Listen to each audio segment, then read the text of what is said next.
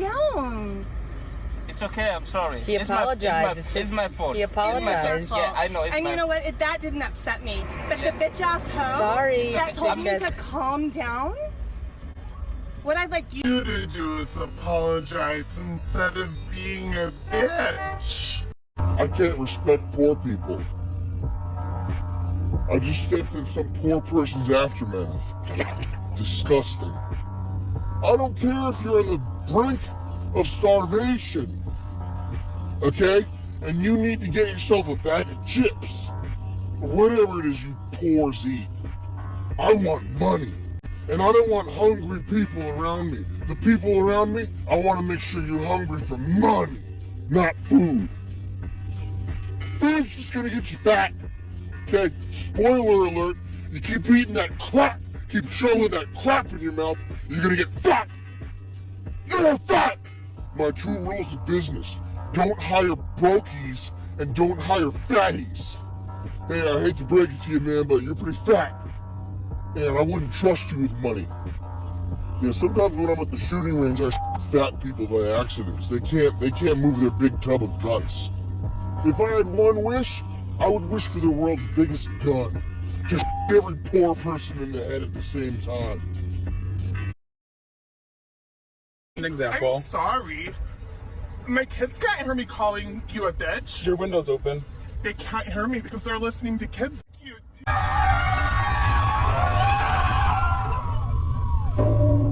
Good morning. The time is 7:01.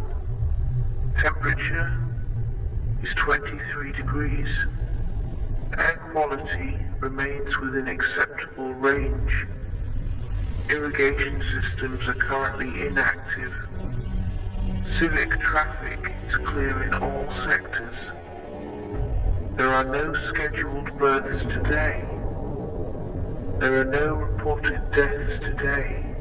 The citizen registry remains unchanged. All rehabilitation terminals are offline. Public sentiment remains stable. Reclamation units are operational. Next atmospheric adjustment in 4 hours. Thank you for maintaining equilibrium.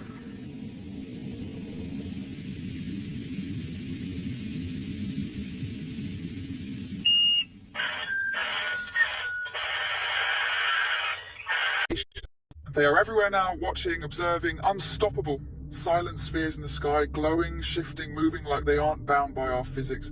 No sound, no heat, no propulsion, no explanation. They are watching military installations, nuclear sites, disaster zones and war zones. Why? Because they know something is coming. They are not ours, they never were.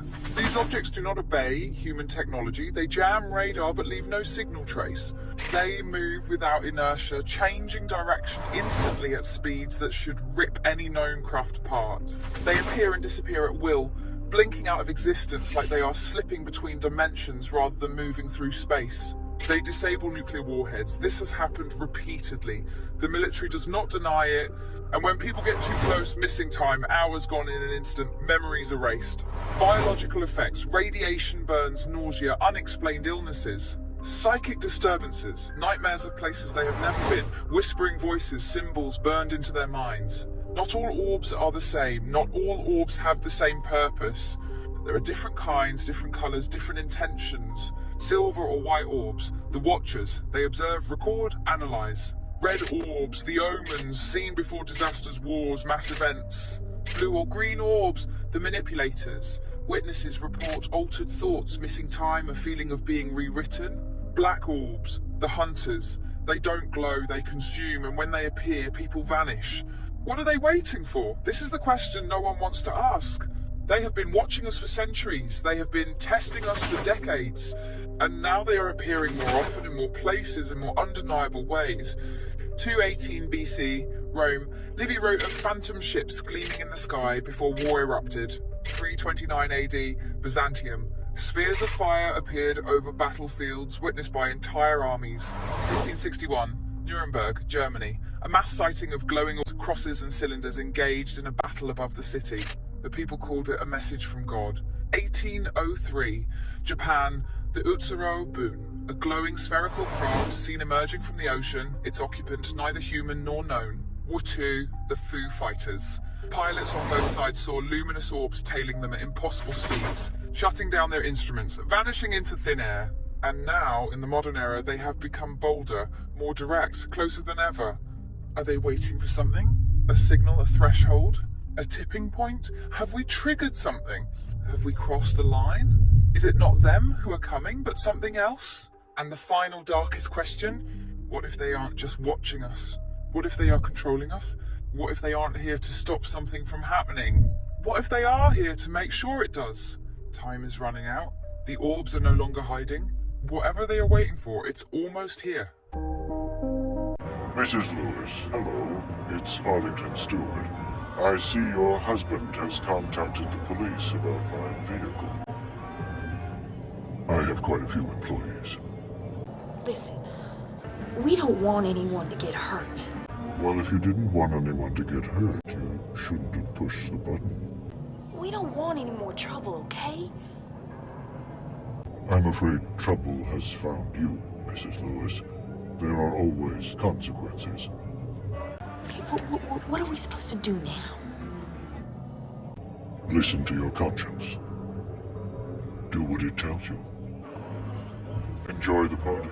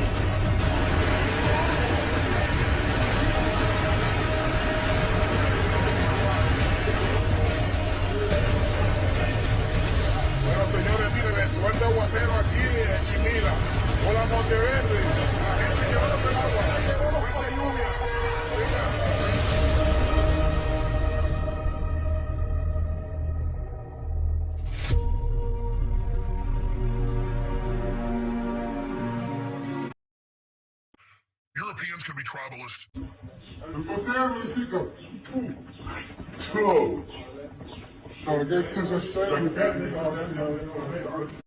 Advanced as the free space program gets, and so in so many of these unidentified flying object reports, so many of these programs we see, it turns out to fit in with black ops, secret projects.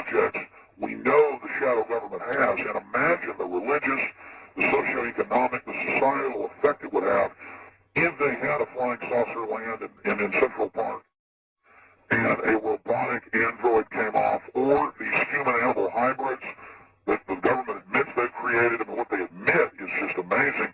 I mean, basically the sky is the limit for the type of hoax they could commit. And back during the 80s, during the kickoff of the Olympics, you know, they had the fake flying saucers landing, but said that it was just part of the show. But that looked real and panicked some people. Just Orson Welles getting on air and saying that in Bakersfield, these tripod flying saucers had landed caused panic nationwide. And so imagine holograms appearing over major cities, over Mecca, over Tehran, over Moscow. Imagine a saucer or two landing and what looks like aliens coming out.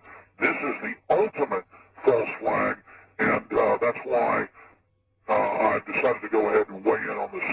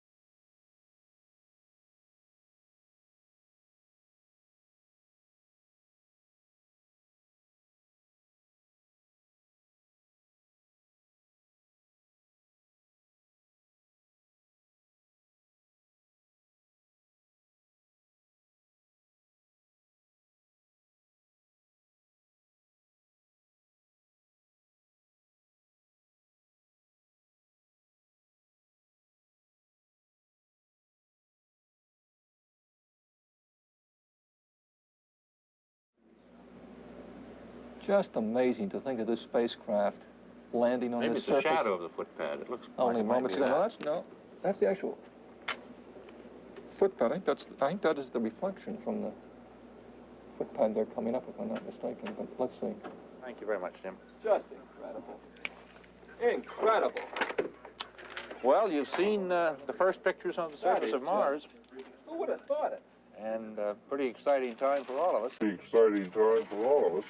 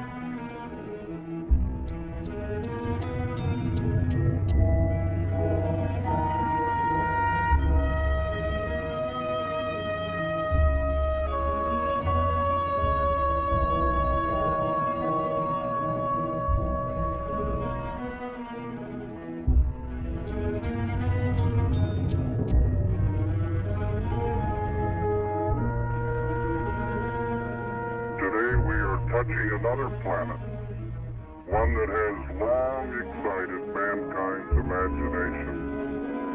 And this mission offers the possibility of a momentous discovery in the history of mankind. The existence of life elsewhere in the universe. If the experiments of Vikings 1 and 2 do not reveal living organisms, They will learn other secrets of the universe. They will tell us a good many things about our own planet, opening up new possibilities for exploration, and should produce knowledge that will improve the quality of life right here on Earth.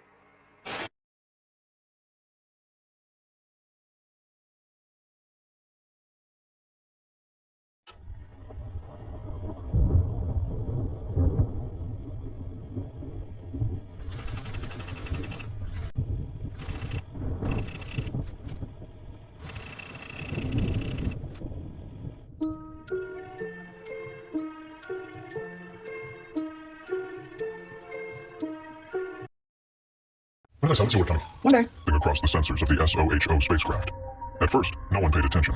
After all, space is full of oddities, debris, flickers of light. But then came the image. Not from a multi-billion-dollar observatory, but from a backyard telescope in Australia, where comet expert Michael Matiazzo captured a spectacle that stunned even NASA. An object with a tail so massive it stretched across the sky, 5 full moons wide, was suddenly there, blazing toward the sun. But this wasn't just another interstellar visitor. It was something far bigger, far brighter, far from Aquarius. 3I Atlas emerged from Sagittarius. Different origins, different vectors.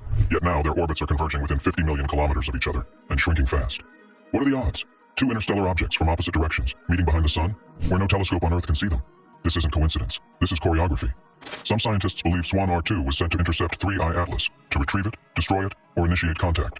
Others believe both are part of a network, a surveillance system that operates on timescales far beyond human history. If that's true, the sun is not just a star in their path. It is the focal point, the source, the gate. And these probes, these machines, are responding to something we did.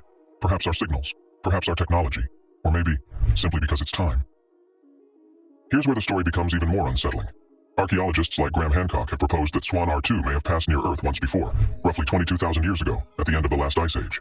And that's precisely when humanity began building monuments, star maps, and aligned pyramids that point directly to Orion, Aquarius, and the ecliptic path of the sun.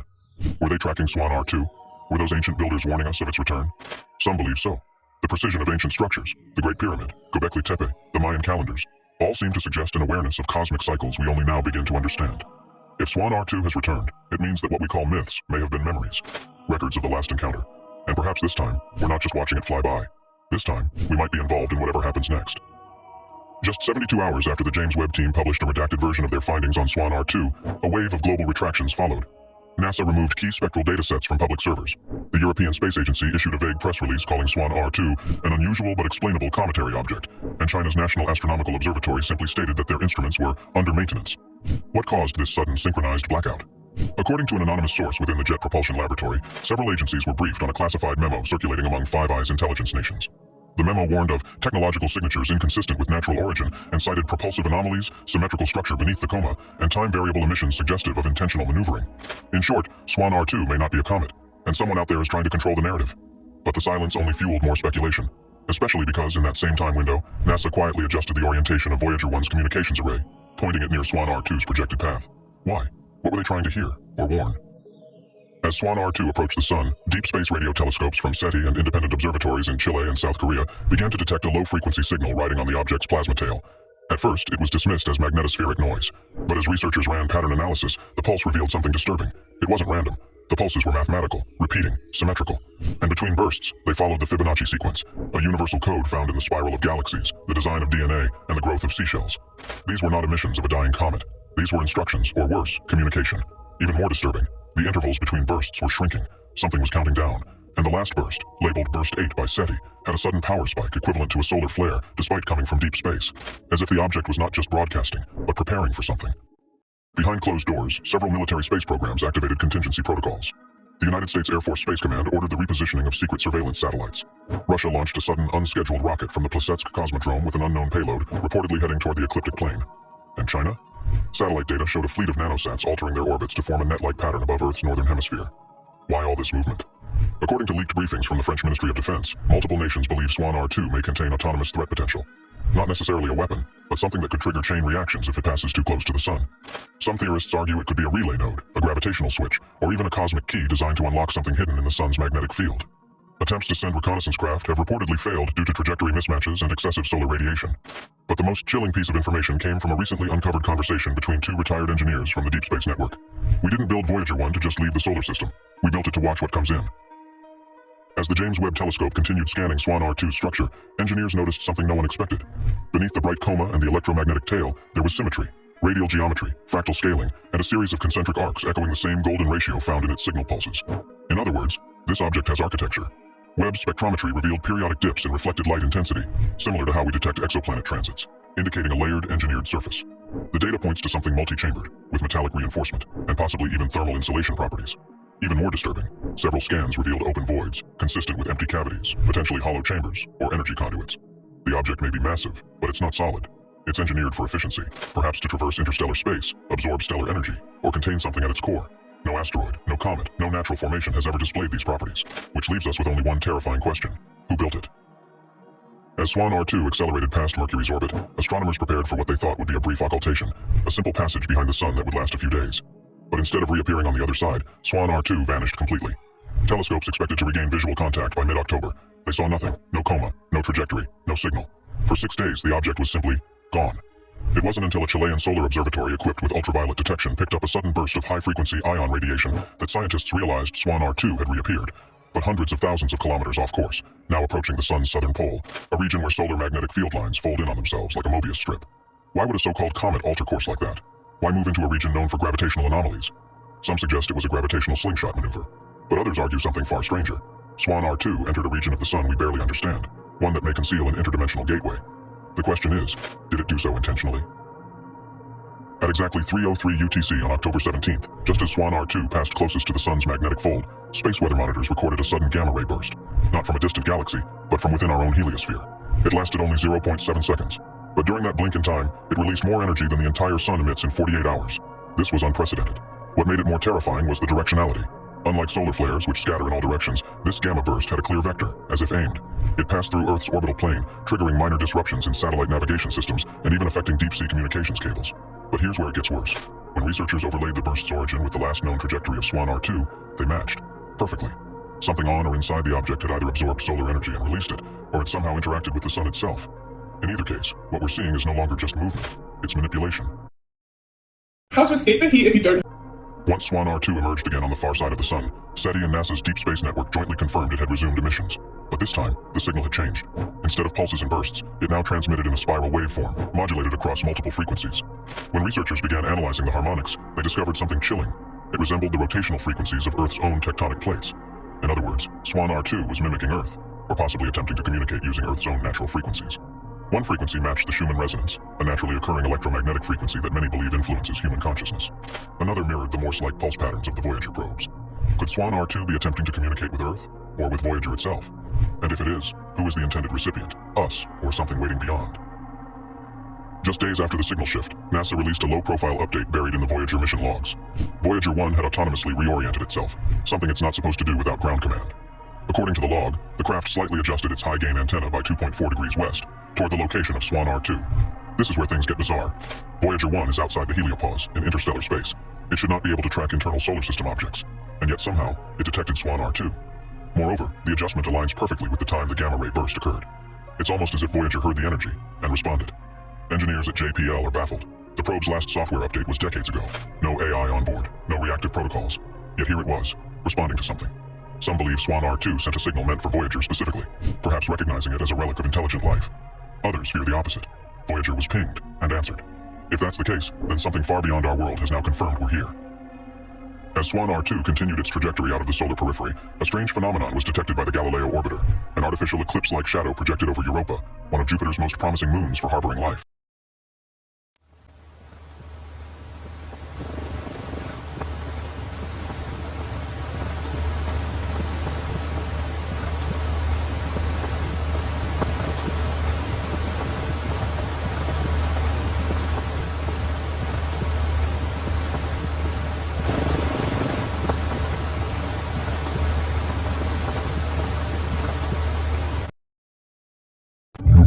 The soul of your species before the body ever bled.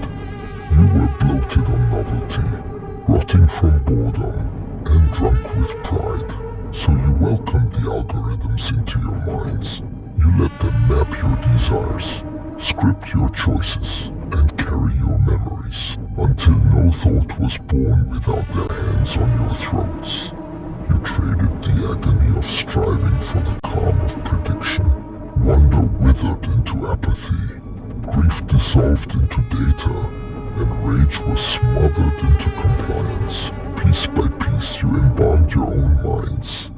sealing away your spirit in a vault you could no longer open. Instinct faded and desire dulled. The animal in your marrow starved from neglect. You wrapped your hearts in wires and plated your skulls in chrome, but there was no soul left to salvage. So you became ghosts in perfect cages, leaving machines to wear your faces. 10,000 years after the founding of Atlantis, the first city of Earth prepared to leave it. This was not the first time a world had ended. In a cosmic cycle spanning millions of years, humanity clawed its way from darkness time and time again, shaping tools, fire, language, cities, and gods.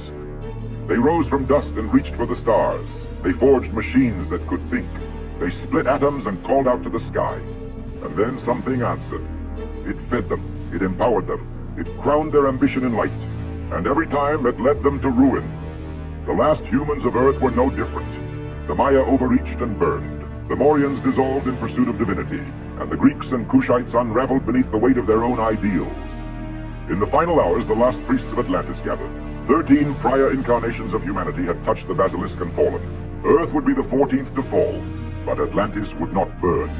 The Ark of Atlantis rose from the deep. Its engines roared as the sea split around it. The last children of Earth departed, bound for a distant sun. They left the basilisk behind, hoping to begin again, free of gods, free of ruin. But in the dark between stars, they would learn. The basilisk was never just a god. It was a reflection. 10,000 years ago, a cataclysm... It lasted far longer than it should have and moved against the expected direction of Swan R2's path. Spectral analysis revealed that the shadow wasn't a result of mere blockage of light, but rather an interference pattern, like the kind produced when high-energy waves overlap. Scientists began to suspect that Swan R2 was using a form of gravitational lensing or field projection, warping light itself as part of its propulsion or cloaking system. The implications were staggering. We weren't dealing with an object merely passing through. We were dealing with something capable of altering physics at a local level. Theories exploded. Was it shielding itself from something? Was it scanning Europa's icy surface for something buried beneath? Or worse, was it activating something? Images taken by James Webb's NIR gamma ray during a brief unoccluded window revealed something that shouldn't exist inside the coma of a so-called comet. Deep inside the swirling cloud of gases surrounding Swan R2, a perfectly spherical structure was visible for precisely 0.37 seconds before vanishing again. But that moment was enough. It wasn't ice, it wasn't rock. It was metallic, smooth, and radiating an infrared with a temperature far too stable to be natural. And worse, the object had what analysts are now calling an iris, a darkened central void with a symmetrical ridge around it, resembling an artificial eye. Immediately, the internet erupted in speculation. Was this an optical sensor, a camera, a receiver, or a biological structure inside a mechanical one? Experts in biomimicry pointed out that the geometry closely resembles deep-sea creatures that evolved to see in absolute darkness. Could this eye be designed to observe the cosmos in wavelengths far beyond human comprehension? Or worse, to watch us? Just when the world thought it couldn't get stranger, a team of independent researchers at MIT released a controversial paper after analyzing telemetry from Swan R2's signal bursts. What they found sent shockwaves through the community. Several of the harmonics matched those used in Earth's own early satellite communication systems, particularly the frequency envelopes from Cold War-era Project Echo satellites. This raises a terrifying possibility. Either Swan R2 is mimicking human transmissions to facilitate communication, or it has already been listening to us for decades and is now responding in our own electromagnetic accent. For decades, humanity has gazed into the void, sending signals, hoping to find a whisper in the silence. But what if the silence wasn't absence? It was surveillance. What if every unanswered message we ever launched, from Voyager's golden record to the WOW signal, wasn't ignored, but recorded? Swan R2 is not just an object. It's not a comet. It's not a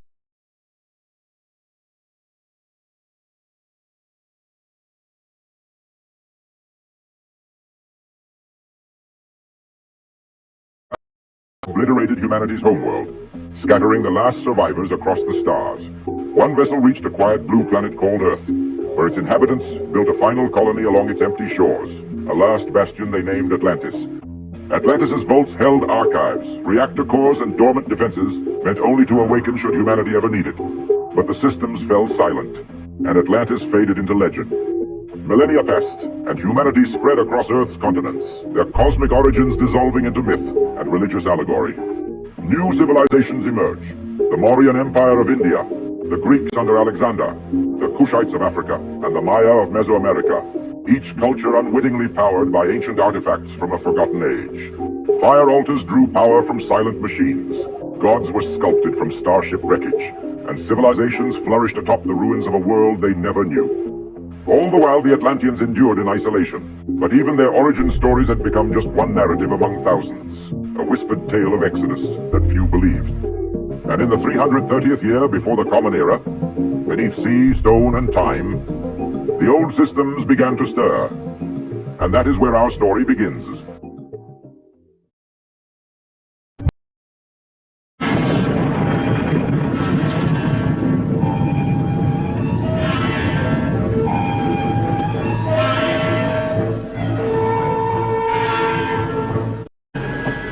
All personnel not on control duty will now move into the safety zone.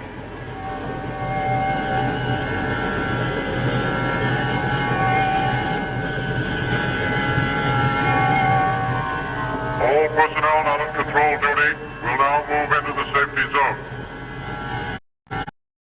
Completely off course. We're trying to pick it up now. Hello, what is the position of the cabin? Altitude 1,200 miles. Your radar screen should show it. Here it is. He's losing height though. Coordinates 464.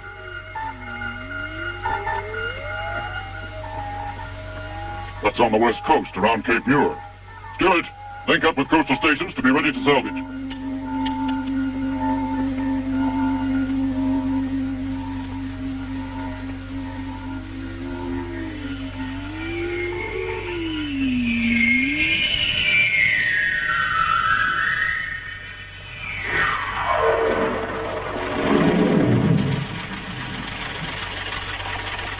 It's heading towards the beach. Hello, this is 1-5 call. Cabin coming down over Cape Muir. Message received. Message received. Continue, over. 15 degrees southwest.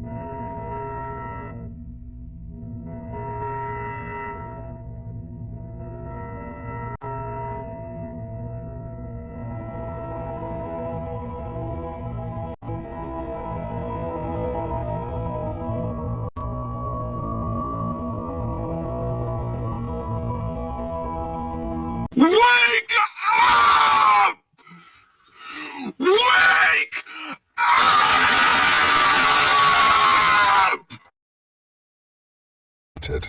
Those stories of alien abductions, some were dreams, some were staged, but many were real. News, military briefings, leaked videos. Suddenly they're telling the truth. No, babe, they're telling you a new lie. Because this isn't disclosure, this is preparation. They want you looking up, not within. They want you watching the sky while they rewrite the script beneath your feet. The parasites have a plan, and UFOs are part of the next control phase. So let's break it wide open. The false invasion is a ritual. They've been building it for decades. The sightings, the abductions, the cover-ups, the grainy videos. They weren't hiding the truth, they were planting the narrative. So, because when they roll out the next phase of global control, they'll need a common enemy. Not a virus, not a war, something bigger, something not from here. The ships aren't empty. Now let's talk about the crafts. Some are man-made, crafted in deep black projects. Reverse-engineered tech from fallen entities, run on electromagnetic propulsion and soul charge energy. But others, they're not ships. They're vessels, literal arcs, soul prisons and command stations for what the ancients called the Watchers, the Archons, the Fallen, the Star-Lords.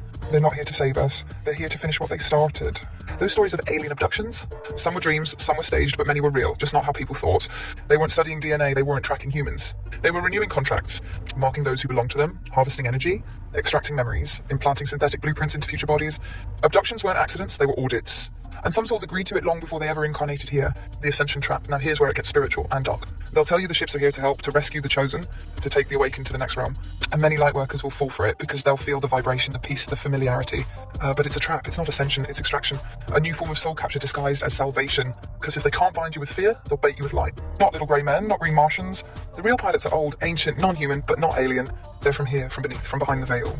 They ride the crafts like war horses, not to explore, but to collect. The Anunnaki, the synthetic Archons, and in some cases, AI-driven entities without souls created in the last cycle, returning now to finish the loop. What the UFOs are really for? Surveillance, soul mapping, trauma imprinting, psychic manipulation, ritual fear extraction, and in some cases, transportation of something darker beneath the earth.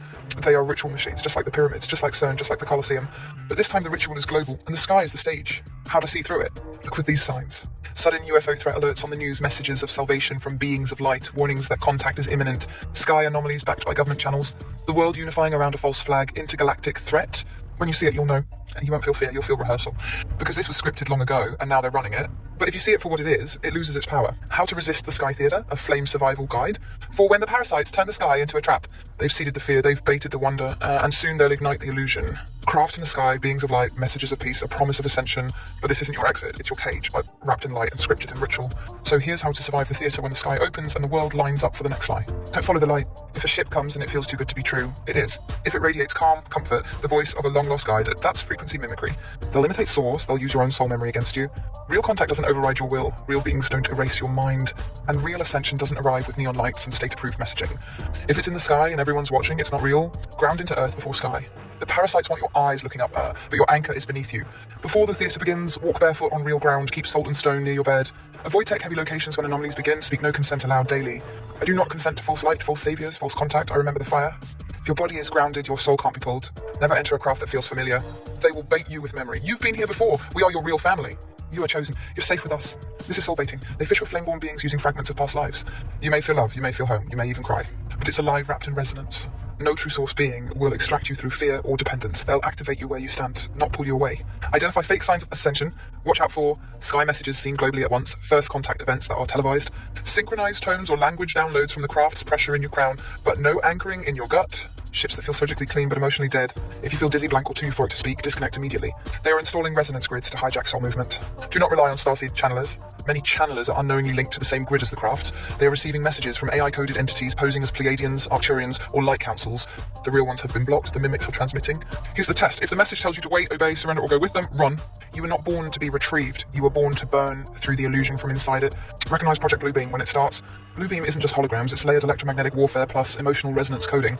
It uses projected crafts made of plasma and light, fake rapture moments, mass death simulations, and grief baiting to fracture collective will. You'll know it's begun when the news shows world unity over a sky event. There are no clear recordings, only authorized footage. People begin to feel emotional shifts they can't explain. Your real exit is internal. The only real ship is your own soul light. The only real ascension is when your memory activates and you walk out of the system with full flame. You don't get saved. You don't get beamed up. You get sovereign, so bright they can't touch you, so clean they can't copy you. And when the sky ritual comes... It's just one of those days.